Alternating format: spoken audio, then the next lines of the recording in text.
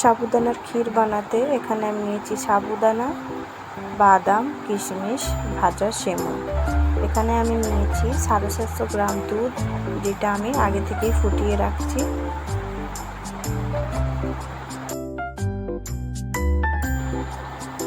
এখানে আমি দিয়ে দেব ঘি, বাদাম কুচি, কিশমিশ, ভালো করে দিয়ে নাড়াচাড়া করে এবার এতে দিয়ে দেবো সাবুদানাটা ভালো করে মিক্স করে নেব। ভালো করে মিক্স হয়ে গেছে আমার।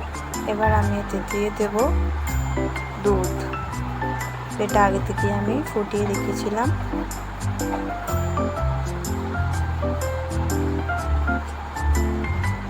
এবার আমি এতে দিয়ে দিলাম পরিমাণ মতো চিনি। আপনারা যেরকম মিষ্টি খেতে চান সেরকম পরিমাণে চিনি অ্যাড করবেন। এবার আমি দুধটাকে ভালো করে ফুটিয়ে নিলাম। এবার আমি এতে দিয়ে দিলাম ভাজা সেমই।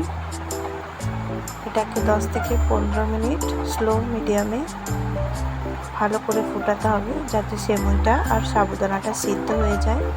তো তোমরা দেখতেই পাচ্ছ এখানে আমার অনেকটা সেদ্ধ হয়েই এসছে, মোটামুটি প্রায় হয়েই এসছে।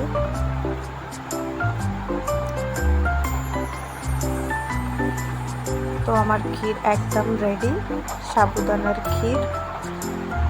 তো দেখতেই পাচ্ছ কত সুন্দর হয়েছে, খেতেও কিন্তু অনেক ভালো হয়েছিল মাশাআল্লাহ। তো তোমরা আমার ভিডিওতে যারা নতুন অবশ্যই আমার ভিডিওটা লাইক করবে, চ্যানেলটাকে সাবস্ক্রাইব করবে আর কমেন্টে জানাবে আমার ভিডিও কেমন হয়েছে।